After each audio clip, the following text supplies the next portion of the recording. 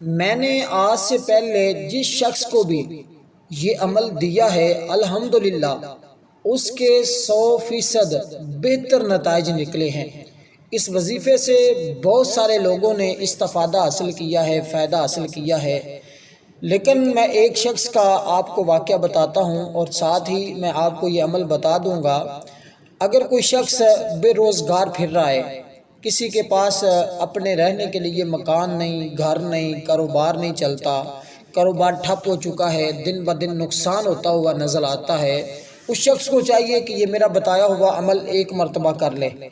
انشاءاللہ تعالی اللہ کے فضل و کرم سے اس شخص کے لیے اللہ کا اتنا فضل ہوگا، اتنی رحمت برسے گی، دیکھتے ہی دیکھتے اس شخص کے حالات بدل جائیں گے۔ میں آپ کو بتانا چاہوں گا کہ ایک شخص جو ٹوبہ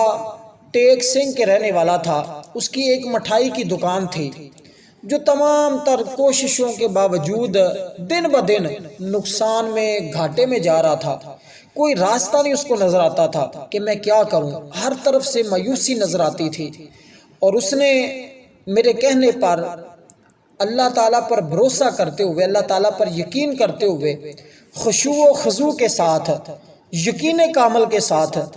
اس وظیفے کو پڑھنا شروع کیا تھا۔ اور پھر دیکھتے ہی دیکھتے اس شخص کے ایسے حالات بدلے، ایسا اللہ کا کرم ہوا،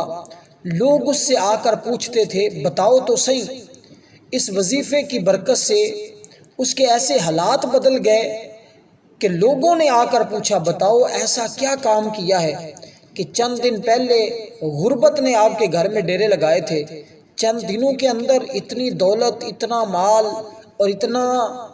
حالات بدل گئے کہ ہماری سمجھ سے بالا تر بات ہے۔ اور اس شخص نے پھر الحمدللہ الحمدللہ ثم الحمدللہ، اس شخص نے پھر اللہ کی بارگاہ میں شکرانے کے نفل پڑھے اور پھر اس نے کہا کہ کوئی اور کام نہیں کیا، کچھ بھی نہیں کیا، تو بس میں نے اللہ تعالیٰ کے فضل و کرم سے یہ ایک چھوٹا سا عمل شروع کیا تھا، تو اللہ تعالیٰ نے اس کی برکت سے ایسے حالات بدلے ہیں، تمام مایوسیاں ختم ہو چکی ہیں، تمام پریشانیاں ختم ہو چکی ہیں۔ اب رب اتنا رزق عطا فرما رہا ہے کہ وہ سنبھالنا مشکل ہو جاتا ہے۔ میں آپ کو ایک بات یہاں پر کہنا چاہوں گا کہ الحمدللہ اللہ تعالیٰ کا فضل و کرم تو بہت زیادہ برسے گا اس عمل کی برکت سے، لیکن ایک بات ضروری آپ سے عرض کرنا چاہوں گا کہ کسی بھی وظیفے کے اگر فوری طور پر آپ کو نتائج نہ ملیں تو مایوس نہ ہوا کریں۔ بہت سے لوگ ایسے بھی ہیں کہ جن کو اگر فوری طور پر وظیفے کا رزلٹ نہیں ملتا، ایک دو دن پڑھتے ہیں وہ عمل کو چھوڑ دیتے ہیں، وہ سمجھتے ہیں کہ بس میرے حالات نہیں صحیح ہونے والے، مجھے وظائف سے کوئی فائدہ نہیں ملنے والا۔ تو دوستو ایسی بات نہیں ہے، کچھ چیزیں ہوتی ہیں جو راز و نیاز کی، وہ میں آپ کو بتانا چاہوں گا۔ ان میں سے ایک بات بتا دیتا ہوں تاکہ آپ کا ایمان مضبوط ہو جائے، ایمان پختہ ہو جائے انشاءاللہ تعالیٰ، کیونکہ اللہ تعالیٰ کی ذات بڑی ہی غفور رحیم ہے، اس سے ہر وقت انسان کو مانگتے رہنا چاہیے۔ اور کبھی بھی رزق کو وظائف سے منسلک نہ کیا کریں، کیونکہ بچہ ماں کے پیٹ میں 120 دن کا ہوتا ہے، فرشتہ آتا ہے، اس کا رزق بھی لکھ جاتا ہے، اس کی عمر بھی لکھ جاتا ہے۔ تو میں آپ کو بتا دوں اللہ تعالیٰ نے جتنا رزق مقرر کیا ہے وہ آپ کو مل کر رہنا ہے۔ وظائف اسباب ہوتے ہیں اور یہ اسباب کا درجہ رکھتے ہیں، یہ ایک طرح دعا کی قبولیت اور اللہ کی رحمت کے حصول کے لیے کوشش ہوتی ہے، اس لیے آپ نے کوشش کرنی ہے اور پھل پھر اللہ تعالیٰ کی ذات آپ کو ایسا عطا فرمائے گا کہ آپ خود حیران ہو جائیں گے اور آپ کی ساری رکاوٹیں ختم ہو جائیں گی اور رزق وہاں سے ملے گا جہاں پر آپ کا وہم و گمان بھی نہیں جاتا۔ وہ موسیٰ علیہ السلام کے دور میں ایک شخص تھا، تو اس نے موسیٰ علیہ السلام سے کہا کہ آپ اللہ کی بارگاہ میں جا رہے ہیں، آپ اللہ کی بارگاہ میں یہ بات عرض کرنا کہ باری تعالیٰ مجھے رزق عطا فرما، تو میں بڑا غریب ہوں، میرے پاس کچھ بھی نہیں ہے۔ وہ ریت کے ٹیلے پر بیٹھا ہوا وہ شخص، تو اس کے پاس کچھ بھی نہیں تھا، پہننے کے لیے لباس نہیں، جوتا بھی نہیں تھا، اور اس نے کہا کہ اللہ کی بارگاہ سے پتہ کرنا کہ میرے لیے رزق ہے بھی یا نہیں ہے۔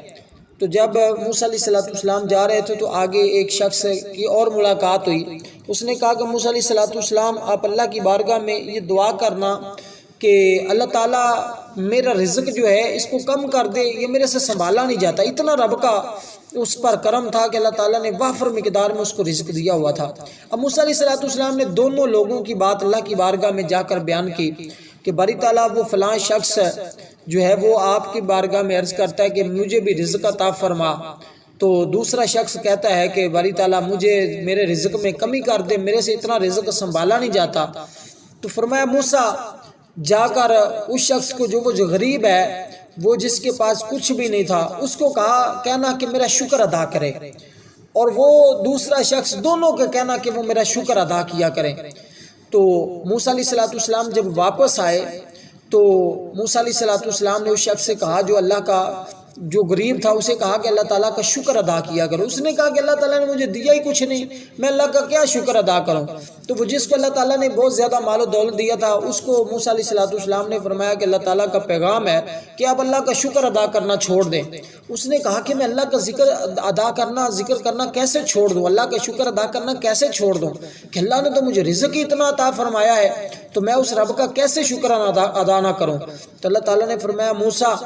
یہی وجہ ہے کہ جو بندہ میرا شکر ادا کرتا ہے میں اسے اور بھی رزق عطا فرماتا ہوں، جو میری ناشکری کرتا ہے اس کا پہلا رزق بھی چھن جاتا ہے۔ اس لیے دوستو ہر حال میں اللہ کا شکر ادا کیا کریں، انشاءاللہ تعالی بہت رب آپ کو مالا مال فرمائے گا۔ تو آپ نے اول آخر